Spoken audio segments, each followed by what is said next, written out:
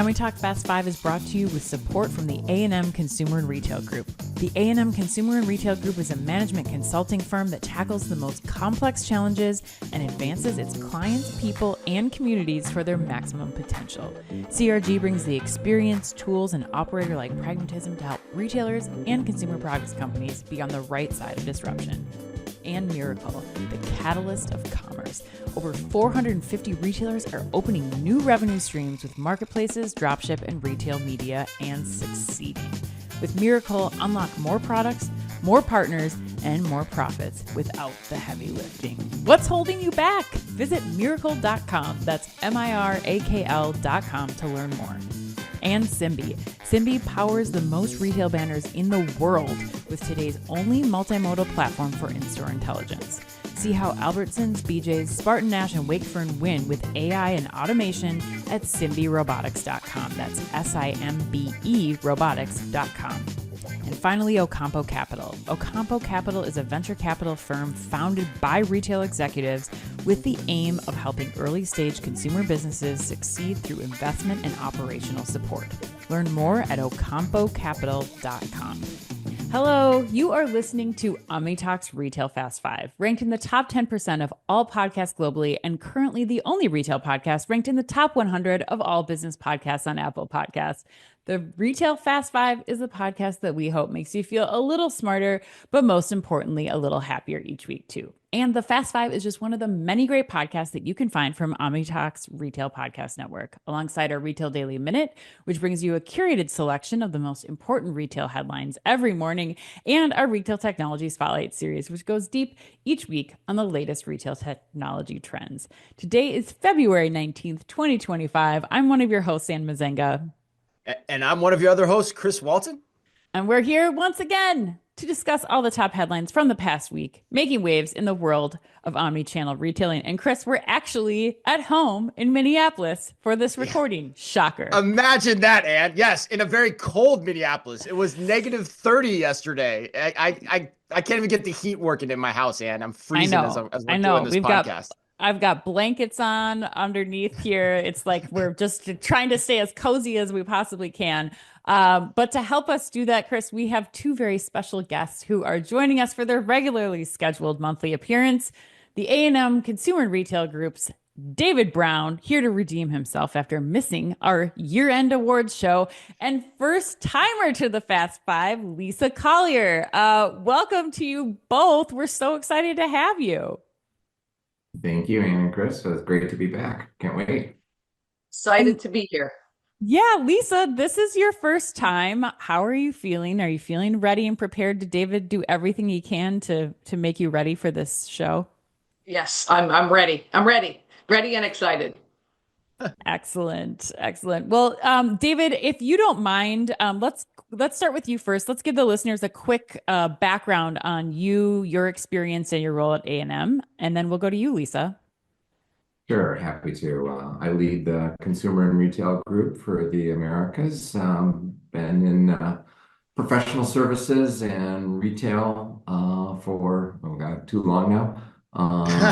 Let's just say 25 plus years, and leave it at that. Really focusing on trajectory change for businesses that that want to kind of bend either the cost curve or the revenue curve in a positive direction. Yes, and David won to always mic drop in a Fast 5, so we are thrilled. Yeah, he's always good for a few, Ann. We'll see. I know. You never know. Yeah. Yes, finding the angles as he does. Well, Lisa, let's. This is your first time here. Please introduce yourself to our audience. I am a managing director at A&M CRG. I am new to the organization, kind of. This is my 1-year anniversary. And I'm the interesting part of our practice, which is bringing operators with consultants. I have an almost 40-year career in the retail, fashion, and sports industry. I come from great brands like Levi Strauss and Company, company, Under Armour. I was the CEO at NYDJ, and I have a mixture. I like to call myself a unicorn because I do product, consumer, and creative, but I've also run supply chains and factories and facilities. So I'm a little bit on both sides, and I think all of my background is a great partnership with all of people like David, who is a lifetime consultant that I can learn from and help deliver skills to our clients. Well, we have got some headlines for you today, Lisa. We are excited. It's almost like we handpicked them, Chris. Yes, we kind of did, but it worked out very well this week that there are a lot of headlines made for both of these two with us. Yeah, and Lisa, you're like a needle in a stack of needles looking through your LinkedIn profile. So yeah, we're excited to have you, and I think we should get to the headlines. What do you think? Let's do it. Let's do it.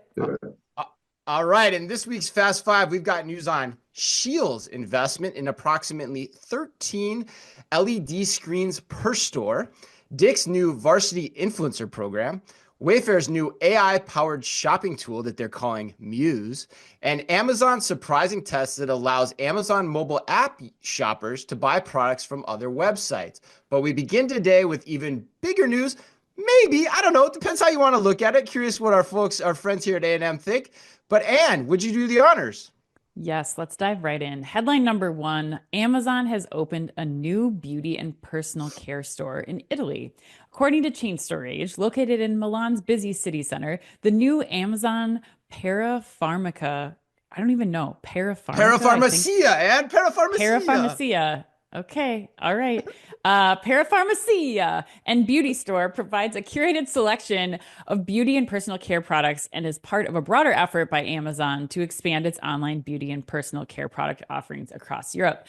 The store features two distinct areas. The first, the central hub of the space, or the quote, main gallery, end quote, showcases a selection of beauty, personal care, and dermatologically recommended brand name products. Wow, way to go with dermatologically. You nailed that. I mean, some words I can pronounce. Clearly, I must have to go to Milan to work on my Italian, Chris. I think that's the only solution to this. Pharmacia. It is. Yeah, you know, I know. I mean, even my Italian heritage is not helping me here.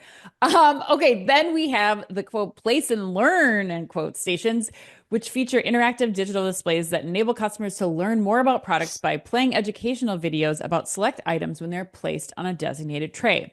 The second area, the Derma Bar, is an experiential area that provides customers complimentary digital skin analyses using technology and product recommendations from beauty experts.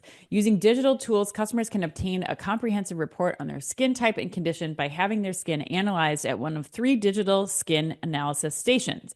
Beauty experts then provide product recommendations based on the results. David, ooh. I know you are very, very stringent about your skincare routine. So I'm going to go to you first. I want to know, David, what's your hot take on Amazon's new beauty store in Italy? Does the world need it? Yes. I actually love this one. You do? Let's wow. For a couple of reasons. One, I like beauty space is just a great space, and I think will continue to be an interesting space going forward. But I think it's in line with Amazon's premiumization play that they're doing, right? So as they no longer are necessarily the cheapest in anything they do, I mean, you know, kind of that's well proven out, or you know, across the website, across everything else, and they go category by category, and you know, kind of try to attack categories. This is a perfect premium play in the category. You don't want to be in the race to the bottom and you know open a cheap store full of Maybelline and Revlon, and then you're just competing with convenience.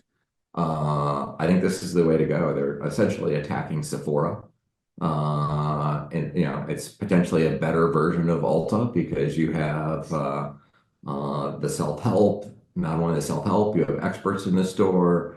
You potentially have even higher trained people, you know, higher level pharmacists, etc. So great category, great strategy. I think this one's a home run. So David, Wow. is the Milan play then, you think, because they're going after luxury, or why do you think they chose Milan as this location, as the first Interesting location? question. Well, I think the obvious reason they chose it is because we were supposed to do this podcast as a store visit.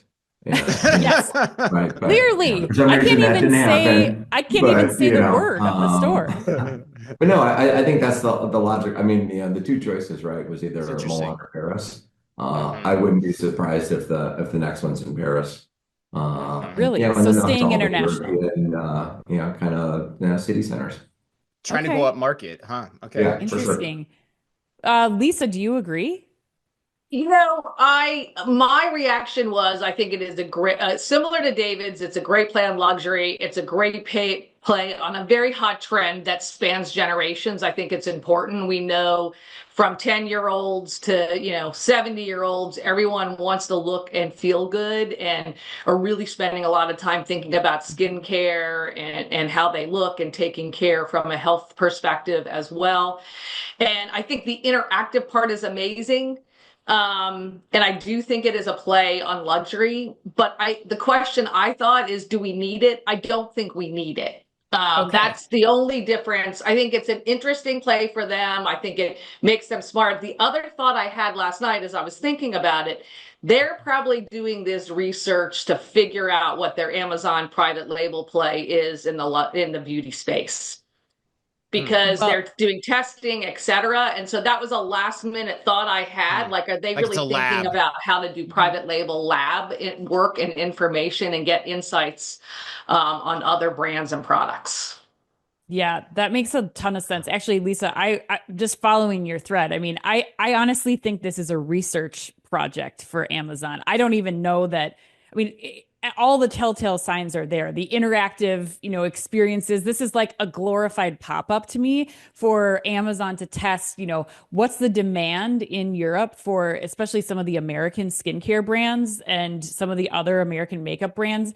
It's in some cases it is a lower price point than you might be able to get for some things that are in Europe right now. So I think it's 100% a test, just like the salon. Like we haven't talked about the salon that they opened in London for, that was 4 years ago. It's still open. I think this is a testing ground where, just like you said, they're getting information about what products are in demand in those areas, what's being tested. Like they can gather all of this information and then decide what they're going to do with it. But Chris, I'm gonna let you close out because I've got a feeling that you don't agree here. I don't know what it is, maybe just years of working with you, but what are Yeah. your thoughts on the Amazon beauty store in Milan, Chris? Yeah, I'm kind of gobsmacked that everyone is kind of positive about this. Like I mean, I mean, Lisa sounds like she's kind of hedging a little bit. Like she said, the world doesn't need it, and I tend to agree with that. I mean, I just look at. I mean, my take on this is like I looked at the pictures. The environment looks so sterile and unappealing to me, which is my main issue with every store that Amazon opens. The devil's in the details. Like, is it a concept that could work? Yes, but you have to create the store in the right way. And this store feels like it's designed by tech nerds to showcase technology as opposed to actually merchandising products. And that's what the whole press release was about. So I'm skeptical of them being successful in the long run opening any store, when that's the approach that they take. And I remember listening to an interview with Jeff Bezos like a few years ago. He's like, we're only going to go into physical stores if there's a real differentiation play to us being in that physical store. And these tech gimmicks are not that to me. Like I just don't see it working.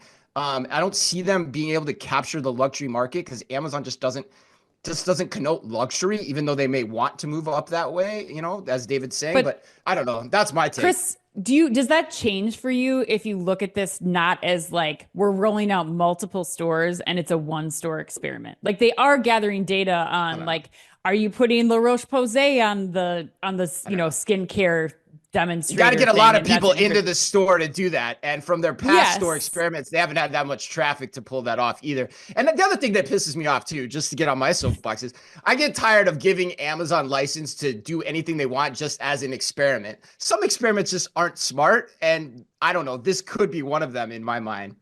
Interesting. Okay. All right. Well, we'll agree to disagree on this headline, it sounds like, Yeah, we're Chris. starting off strong. We're starting off Yeah. heated. We got Yes. some debate going already. This is great. All right, this next one's going to be fun too, I think. All right, headline number 2, Scheels is investing $11 million in digital signage. According to Chain Store Age, the employee-owned sporting goods retailer, known for its mega-sized stores filled with all sorts of fun attractions, has completed the digital signage initiative with experiential media has completed its digital signage initiative with experiential media company Mood Media. The digital signage project, which began in October of 2023, involved the installation of approximately 460 LED screens, which is at approximately 13 screens per store. And I did the math. And they are placed through five strategic zones in each store, including men's and women's shoe sections, store corners, structural columns, and above the grand staircases. Wow, sounds cool. Scheels can synchronize the display network for store-wide takeover campaigns by brand partners such as Nike, Adidas, and Lego, interesting, or segment promotional content for localized zone delivery. The initiative consolidates 32 individual store systems into a single unified application through Mood Media's Harmony platform, which provides centralized management of the audio and visual experiences. David, I'm going to start with you on this one too, because I know you're interested to talk about it. Are you pro or con the growth of digital screens in store in general? And is Scheels roughly 13 per store, therefore too many or too few? The floor is yours. Yeah, thank you, Chris. On this one, I'm even stronger than on the last one. Really? I don't think kind of digital signage in every stores and tons of screens makes a ton of sense. For Scheels, though, I think it makes perfect sense, right? Yeah. All the Scheels are experiential to begin with, right? Whether you're shopping for new golf equipment and you hop in the simulator, or like you want a pair of bowling shoes and you're on the they have a bowling lane in mind. Like I love going there. It's like, my daughter ends up riding the Ferris wheel, and you can go shooting. You can do all kinds of things. You just won my bingo card, David, too, for bowling shoes. It really is. I mean, it's an incredibly well done store, from all of the sections and all of the different experiences you can have. And I think this just adds to it. I was actually in a Scheels yesterday, saw some of the digital signage, and they had a new Samba drop that I didn't know about. I saw it on and I actually went and bought a new pair of Samba. So it works, and I think it's perfectly placed in their stores. It builds on the experience that is already walking into the Scheels big box that exists today. So it's right in line with their strategy. I love that I love that David's setting us up to just take like retail safaris for every headline. First, we're going to Milan, then we're going to go buy Sambas at Scheels. I like your style, David. I know. I've got like five pairs of Sambas. Like, we're gonna get us on the road. Right. Yeah. Let's get us on the road. Yeah. Take this podcast on the road. That's a great idea, David. All right. And I was talking about this a little bit with you yesterday. I think, so my question for you, coming off what David just said, is, does the category matter in terms of, the success of digital screens? What's your thoughts there?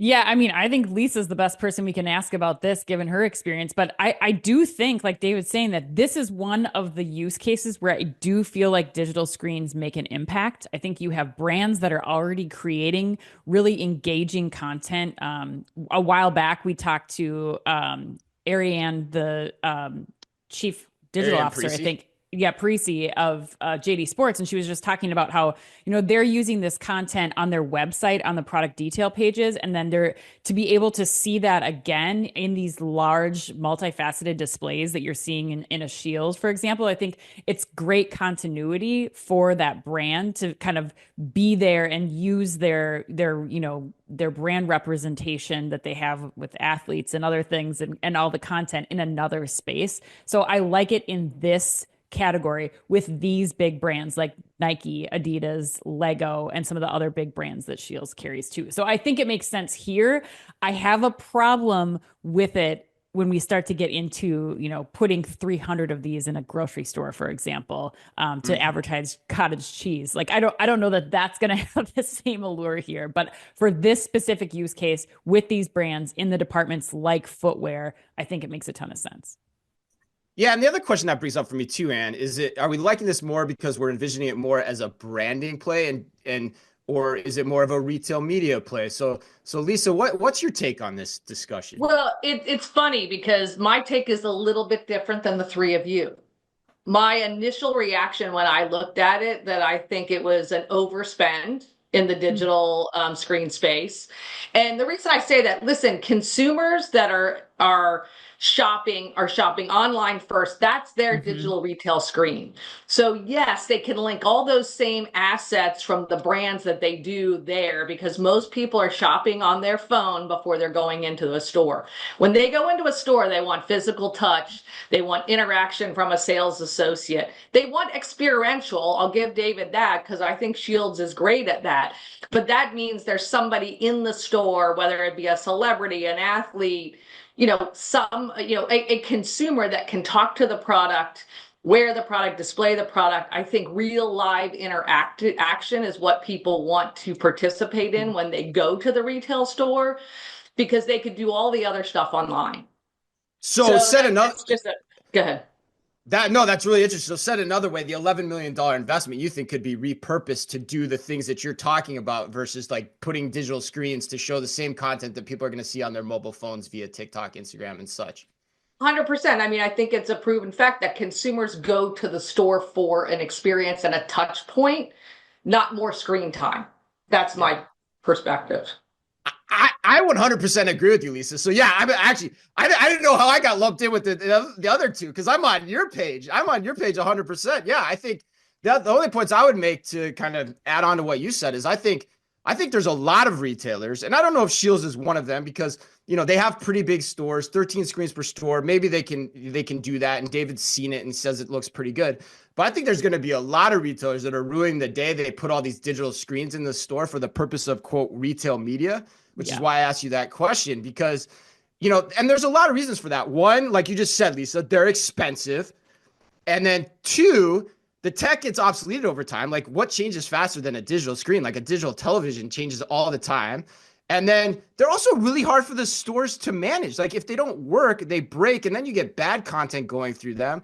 So for my money, like, that's why I don't like them. And if, to your point, Lisa, I would actually be experimenting with audio plays, because audio plays are easier to manage in the store. You can promote the messages you want. It just seems like a simpler, easier way to go about this. But Lisa, you have something else you want to add? Yeah, I mean, I just want to add to you on the tech side. I can't tell you in the last 20 years how many stores I've gone into that have put what they'll call new tech in, and 8 out of 10 times it's broken. And the sales associate doesn't know how to get it to work. And, I know technology is getting better over time, but the maintenance, the software updates that you've got to put in, is it going to be a bad experience? Ultimately, that's the question, because you're turned off when you go in and want to experience, and it's not there as well. So I'm with you 100%. So, and David, did Lisa and I turn you to our side at all, or what are you guys thinking? Are you still liking this just as much? Not to lose instead of to win. Okay, all right. Wow. It's too hard. I don't want to do this. The maintenance is, it's like, come on, guys. Like, this is, I don't think it's going to make the right you buy. strategy is progressive and works. I agree. It shouldn't be everywhere. And absolutely, I could care less about, seeing cottage cheese on sale at my local grocer. But in the right environment, this works. Yeah, I like Lisa's play. I like Lisa's thing, though. We're all budget constrained. And is this the best use of $11 million? Or could you do that to augment the in-store experience and why people go to the store to begin with? I think that's the interesting question here. But I think you're looking at a different retailer. This is Scheels. This is not like, XYZ retailer. This is a very experience is part of their brand ethos. Like, you are looking for this kinds of stuff. And the one thing that I would say to maybe challenge what Lisa was saying about, having more people in the store, you can't get LeBron James to show up at every Scheels store. That doesn't scale, but you can get LeBron James to record something specifically for Scheels customers talking about a new shoe drop that's coming out this week that's going to go all over these stores. So I do think that this is a very unique case study where, yes, there is a use case for it in these Scheels screens. The screens are bendable. I haven't seen them, but if it's just shut off completely and it's black, does that detract from the experience, or do you just not see anything and that's fine? Like I think there's more that needs to be more research I need to do. I need a field trip, like David we need said. to go to Scheels. Yeah, all right. We'll let Lisa in here. Lisa wants to chime in again, and then we'll move on. But Ann, I do think you could get Dick Weber to display his bowling shoes, to David's point. But anyway, Lisa, go ahead. Finish this out. One thing, LeBron James can drop a personalized message to your email, or your screen Just as well. at home, just as well. So Yeah. I just challenge, spend the money, go for driving different things. I just don't think it's in the sense of a screen. Yeah, that's fair. I love this show already. This show is great. All right, Ann, let's keep moving. All right, let's stay in the sporting goods realm here with headline number 3. Dick's Sporting Goods is expanding its influencer initiative. According to Footwear News, Dick's newly reinvented Dick's Varsity team is now welcoming both Dick's employees and members of the public with a passion for sports and social media to apply.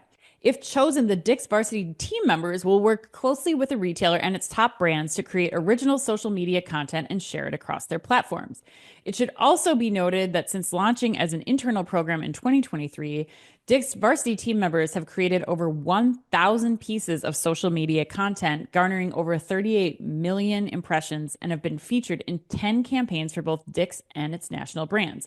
Lisa, we're going to go to you here. How do you feel about this? I think you alluded to it with LeBron sending customized messages here to people via email and social. But what do you think of Dick's Varsity Team Influencer Program? And is it something that more retailers should emulate? Well, first I have to say, if I should be true to my passion, it would be Stephen Curry sending a message to those consumers. Just putting that out there, making sure I make my stand for the Bay. But anyhow, I think that I actually like it a lot. I mean, I think Dick's has done some great things lately to really engage the consumer and really put their stamp and really their ability to grow in the retail space. I think consumers love to see themselves in others. And sometimes when it is the professional athlete, it may not be as convincible. But if you see yourself, you can be convinced like, oh, I could look like them. I may not look like, Serena Williams on the tennis court, but I may look like somebody else who's playing pickleball that I can relate to, right? So I actually think that others should emulate it. I think they're doing a great job in the influencer space and really the social media space and how they're getting after it. So my quick answer is yes, love it. Yes, I think more could do it. And I think the combination of real athletes and real people and spreading it across also their employee base, those are your best consumers. And lastly, what I would say as a past chief product officer, this is a great space to get consumer insights and product insights that may help drive needs, desires, or creations of product that they can fuel in their private labels or with their brand partners. Lisa, is there anybody that you would suggest that doesn't do it? Like, are there specific retailers or brands that you're like, this makes sense for a Dick's Sporting Goods because of the the involvement, the community sense that Dick's has versus like a beauty retailer or somebody else?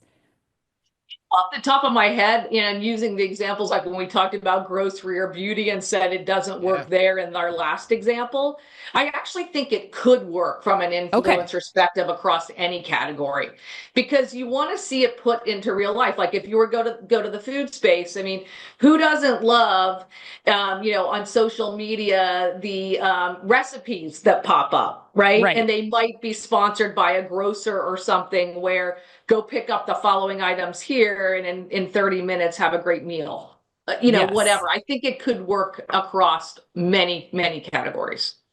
That's great. Chris is enthusiastically thumbsing up here over on the side. So Chris, before you explode, let me go to you here and get your point of view on this. Yeah, I'm jumping at this one. I'm with Lisa again, man. Lisa, I'm on your wavelength today. Like the point I would say, which is why I think it's applicable to almost every retailer too, is I think the point about the employees being a part of the program is really interesting to me. And I like that angle for two reasons. One, it's inspiring to the team members that want to take part in it. So that's a good win from an HQ perspective.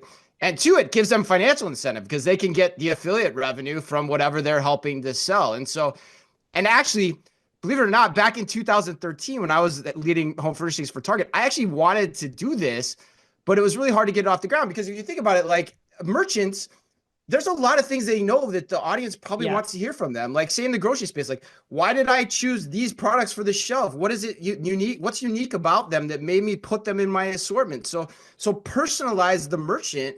And that's essentially what Dick's is doing here that I think any retailer can try to do as well. Like, why did I pick that towel? Why did I pick this bedding pattern? Whatever it is.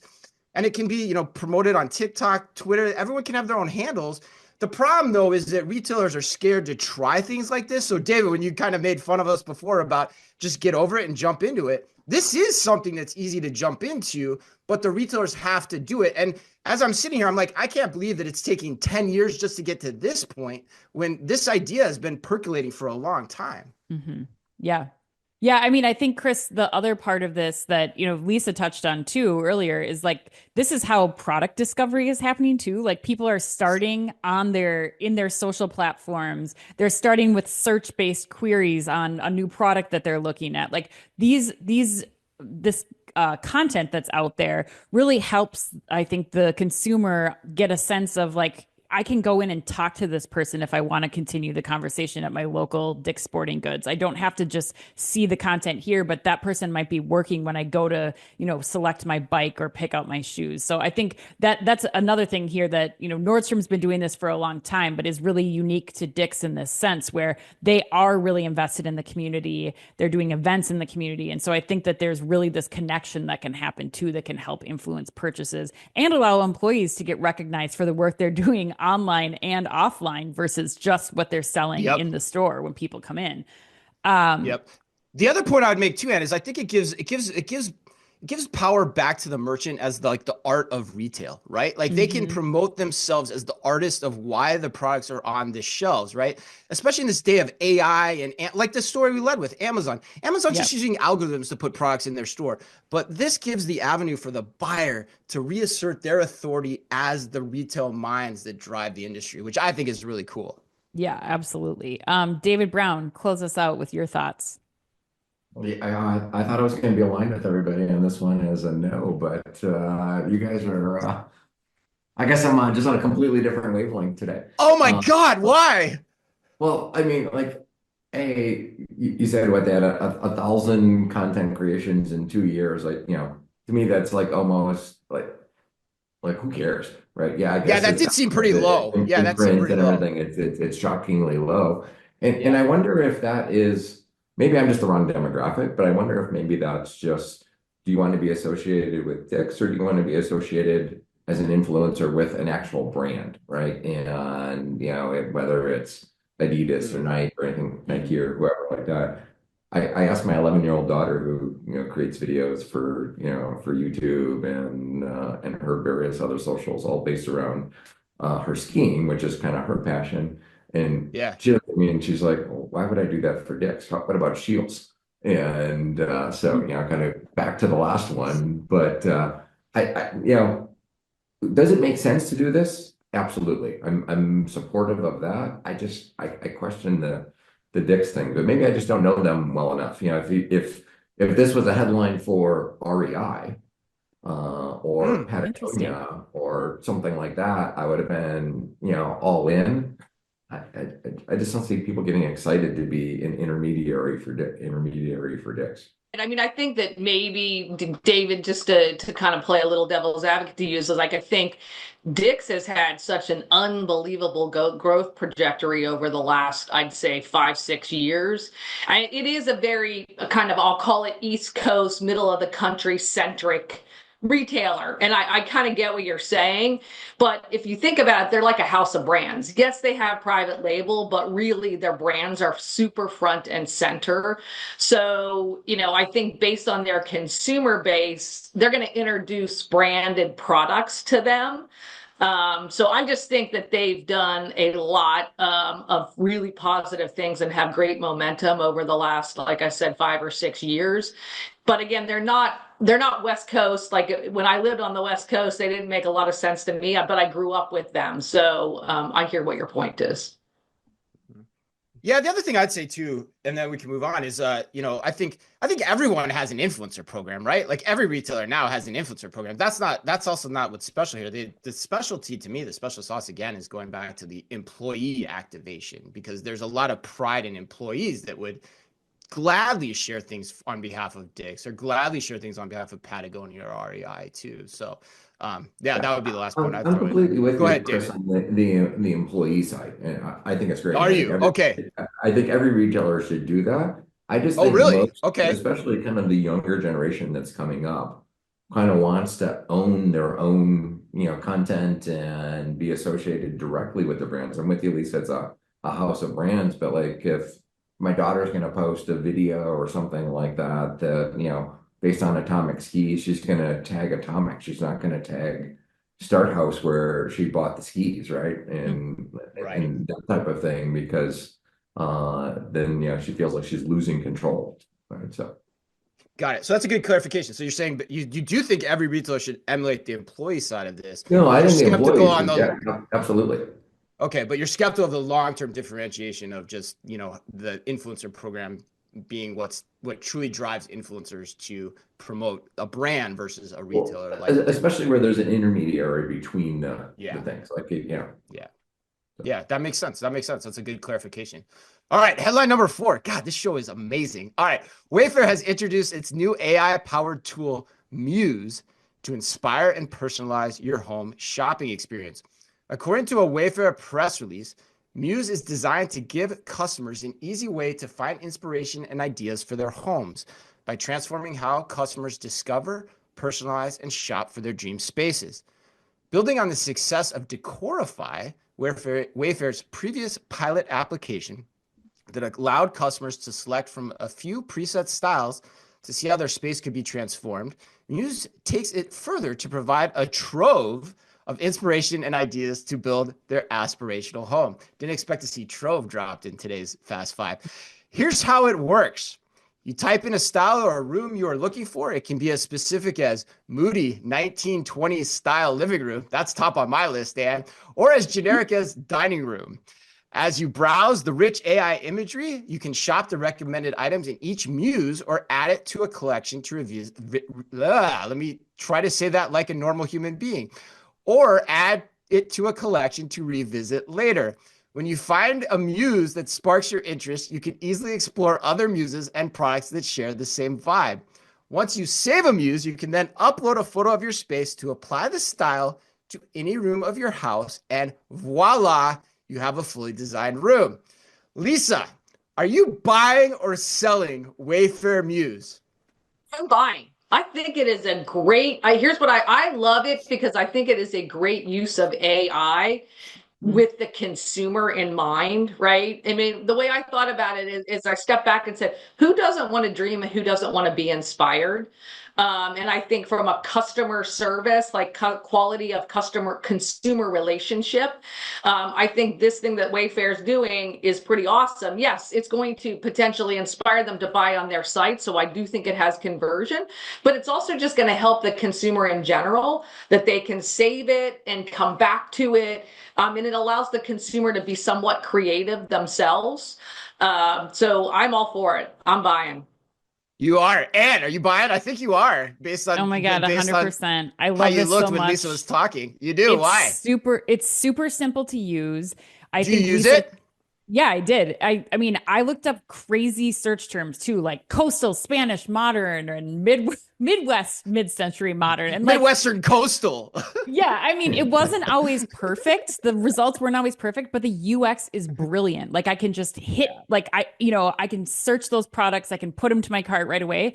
But I think that the most brilliant point here, and Lisa hit on this too, they're using AI to just adjust the imagery. They're putting an ocean outside of the window in that setting and changing a few simple things, which is what AI should be used for to Yeah. make me feel as a consumer like they're personalizing this experience to even the most crazy search terms that I might be putting in here. And they're giving me a way to very easily click and buy. So I think this I'm super excited. I'm interviewing Fiona Tannett, the CTO at Wayfair at Shop Talk, and I cannot wait to talk to her just about like the evolution of this because it really is quite a step up from what Decorify was. And now Yeah. you're really it's really focused on inspiration and then providing that ease of use of getting to products. So Yeah. I love Yeah. it. We were all in on Decorify last year too, Yeah. and I can't wait for you Yeah. to talk to Fiona at Shop Talk. It's gonna be awesome. All right, Dave, I'm gonna let you go next because I'm in their camp, and I want to see where you stand before because maybe I need the retort to try to convince you to come to our side. No. What's your thoughts here? I have one foot in the camp. Okay, I one think it's foot. super cool. I played with it yesterday. I think that it's really well done. Very well executed. We'll see how the whole software update thing works out. Since you guys think that's a big issue going forward.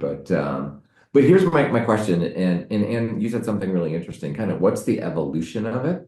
Mhm. And wonder, does eventually this become a revenue source, and it becomes an interior design service? Mhm. Wayfair is also pretty heavily tied into a lot of the online design services, right? They're Yep. a referral from whether it's Joybird or Stucco or Heavenly or Yep. Space Joy, pick every one of them. What are they thinking about this, right? Yeah, that's what I thought too. And like, it's like I'm not sure, pissing off a bunch of partners is retail strategy 101, unless the evolution is I'm going to be a better version of that and Mhm. I'm just taking it over. Mhm. So I think it's cool. I think it's really well done. I'm super curious about what the evolution of is it going forward and how does it work in the broader ecosystem of interior design. Mhm. Yeah, that's exactly the points I had too, David. Like, yeah, the impact's going to be on the interior designers, but that's what Wayfair's brand is too. Wayfair's brand is like basically like affordable design, at the end of the day. And so if you can use tech to do that, why not? And that's the other point I'd make here is because this is an example to me of also like why Wayfair continues to win or hold its own within the home furnishing space because it constantly uses its tech to showcase its category. Whereas Amazon has to use its tech to tap into everything that it provides, but Wayfair's been smart about that. And for that reason, it's gotten a leg up on Target and Walmart over the years.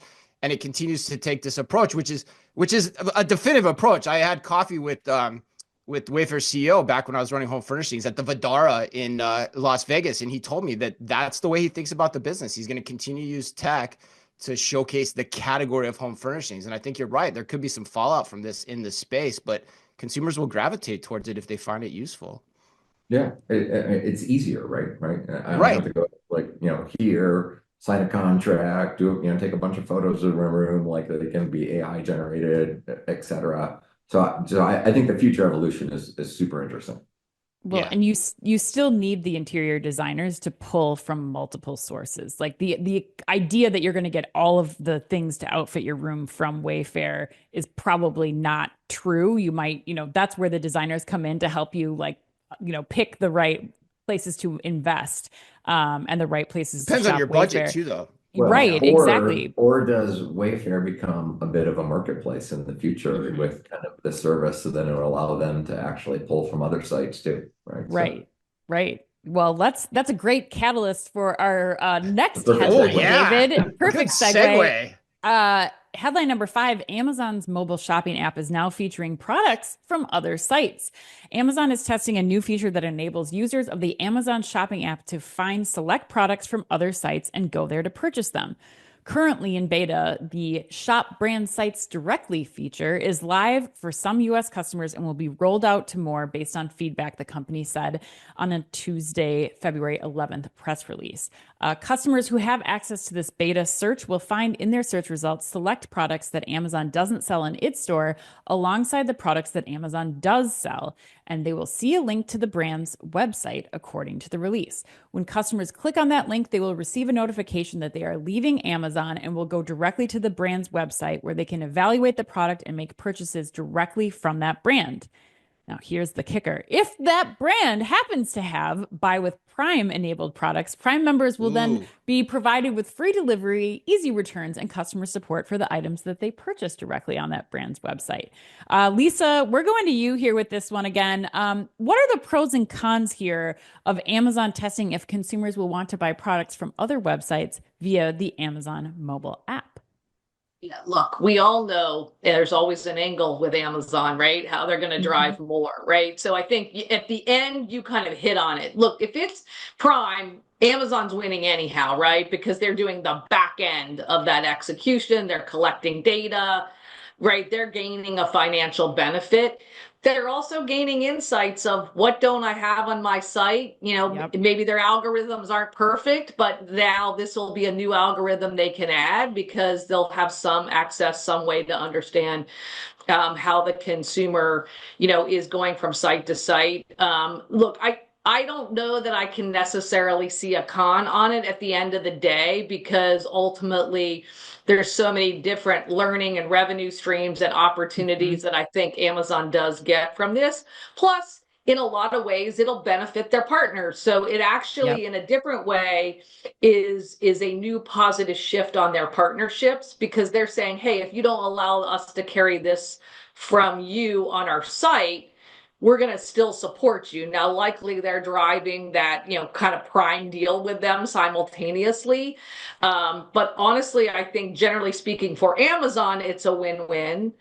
For brands that don't have, great accessibility, I think it's a win for those brands. So I'm not really sure I see a big con here as it relates to Amazon and the consumer experience here, because basically the consumer wants fast. Amazon has trained them that way, and they're going to get it any way they want it now.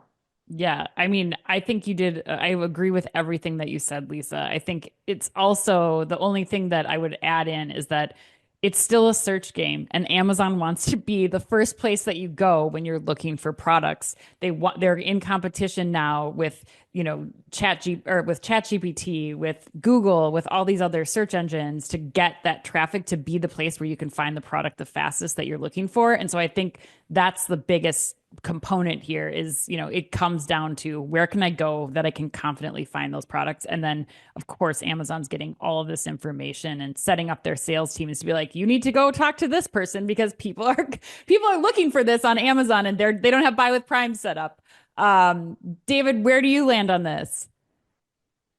I think when you got to pay for a $600 million wedding or replace the teak on your boat because you used the legal ones, you need another revenue stream, right? And this is a perfect revenue stream for Amazon. This is I mean, buying you guys all already of pointed it out earlier, right? yeah. Amazon's a nerdy tech company and effectively a supply chain company, so it's a perfect play. I mean, this is an AWS and supply chain play, right? And it's the natural extension of what they're already doing. All the brands already have branded stores on Amazon. So what's the difference now if it actually just goes back to their site and and Amazon does the fulfillment on it, which is most of the products will probably be Prime enabled anyways. So it's a perfect evolution of what they're already doing to make them a bunch more money. Right. Chris, how do you think about this?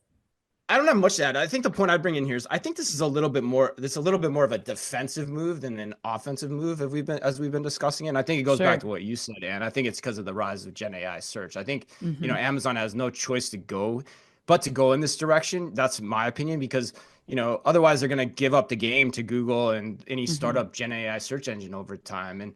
But the thing that Amazon has in its back pocket that makes me think this could work to the point that you guys are saying is, and Ann, you said it too, Amazon knows how to get shoppers and convert them to buyers faster and better than anyone. So, as they're developing what the next generation of search commerce looks like, I think Amazon has a good footing in there. And the Buy with Prime hook, as I think about that evolution, is also really interesting to me as well. So yeah, that's my take. I think universally we all are kind of agreeing this is probably. And I think that the Buy with Prime hook is really interesting because the things that most of the kind of the national brands struggle with more than anything else is the supply chain and the shipping side and dealing with returns. It's really what is killing them. And now they've effectively just outsourced it to Amazon. So I do think for a lot of the bigger brands, it's a win-win. All right, let's go to the lightning round. Lisa, first question is for you. Skims and Nike recently announced a collaboration, and some in the fashion industry are speculating that it could be the early signs of an acquisition. Would you be for or against Nike's acquisition of Skims?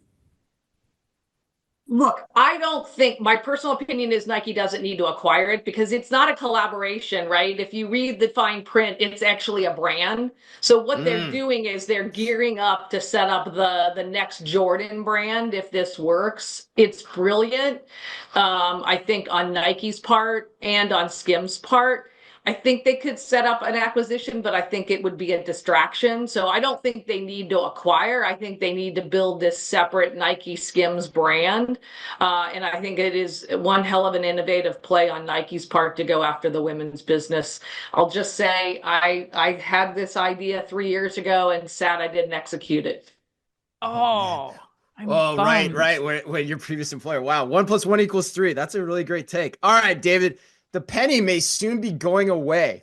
First question, how much will you miss it? And second question, what will you plan on throwing into a fountain to make a wish instead? What's a penny? Like I'm like vehemently opposed to carrying any kind of change. So no, I Yeah, will me not too. miss it in the slightest. But I think if you're going to make a wish, throw a Susan B. Anthony or something like that. A wish should be something big. So invest a little bit of money, man. Throw it, throw at least That's a awesome. quarter, throw Yeah. a, silver dollar in, if you're going to wish, Yeah. wish big. Yeah, there's inflation. The cost of wishes should go up too, Oh right? my That's God. the thing. Exactly. It's not like I'm wishing for, a McDonald's fry. I'm wishing for, genie's got to pop out of a bottle, man. Come on. I love that inflation is impacting the cost of wishes. The cost of a wish. Yeah, let's go to question number 3. Back to you, David. Coca-Cola has launched Simply Pop, a new prebiotic soda that's set up to compete with Poppy and Olipop. Rank your favorite sodas. They don't have to be a prebiotic soda, but rank them, please, from 1 to 3. 1 being the Yeah, best. this is a bad question for me. I'm not really a soda Yeah, drinker. you're not a soda guy, are you? No. But like if I had to have a soda, I'd have a Coke, like just kind of and probably a Coke Zero. But what I do love, and I'll take this a little off topic, is all of the new adaptogenic and non-alcoholic cocktails. So Okay. Yeah. like an athletic brewing or a Yep. peak Yep. cocktail or Brez or any of those, like they're all good, and I think they're all killing it. I think Coke's way late to the game on this one. They failed with AHA. I think they'll fail with this one. They're just not, they're just too late. Slow to pull the trigger. Okay. Yeah. All right. Last one. Lisa, SNL celebrated its 50th anniversary this past weekend. Who in your mind is the greatest SNL cast member of all time? And there may or may not be a right answer here. Oh, there is a right Look, answer. I mean, I think by far and away for me, it's Gilda Radner. I think she is Okay. unassuming. Like she could do every skit every time. I think Adam Sandler said it best in his song rendition. The first did it best. I mean, you could pick any one of those 5 firsts, but Gilda is got a special place in my heart. So I just think she was unassuming and hilarious. All right. David, what's yours? And I'll go to you too. David, what's yours? There's so many good ones. It'd be tough to choose between, Hader or Phil Hartman, but I'm a Dana Carvey guy. Dana That's when Carvey. I watched it the most, and the church lady is still one of the great characters of all time. So Nice. And Oh, I gotta say Farley. I mean, he was really like Farley. I related to him because of his Midwest roots, and I just thought like he was with the amount of passion that he put into every single character that he portrayed. I think you gotta give it to Farley. Farley. Wow. So Who's Farley, yours? Radner, Carvey. Mine's Hartman. Mine's Hartman. I thought Hartman Yeah. he was just incredible. All right. Well, that closes us up. Happy birthday today to Benicio del Toro, Justine Bateman, and to the woman who can literally dial it up to 11 anytime she wants, Millie Bobby Brown. And remember, if you can only read or listen to one retail blog in the business, make it OmniTalk, the only retail media outlet run by two former executives from a current top 10 U.S. retailer. Our Fast Five podcast is the quickest, fastest rundown of all the week's top news. And our daily newsletter, the Retail Daily Minute, tells you all you need to know each day to stay on top of your game as a retail executive, and also regularly features special content that is exclusive to us and that Ann and I take great pride in doing just for you. Thanks as always for listening in. Please remember to like and leave us a review wherever you happen to listen to your podcast or on YouTube. You can follow us today by simply going to youtube.com/OmniTalkRetail. Lisa, if people love this conversation and want to get in touch with you or David or anyone at the A&M Consumer and Retail Group, what's the best way for them to do that? Yeah, first, if you want to reach out to David or myself, you can find us both on LinkedIn. For Alvarez and Marsal-CRG.com is the website. You can find Alvarez and Marsal CRG Group, or you can also follow us on our LinkedIn page as well, which is A&M CRG. Awesome. Well, thank you both so much for being here. This is without a doubt my favorite podcast every single month because you guys, you just uniquely debate the headlines with us in a way that few others can. So thank you so much. Truly an enjoyable experience.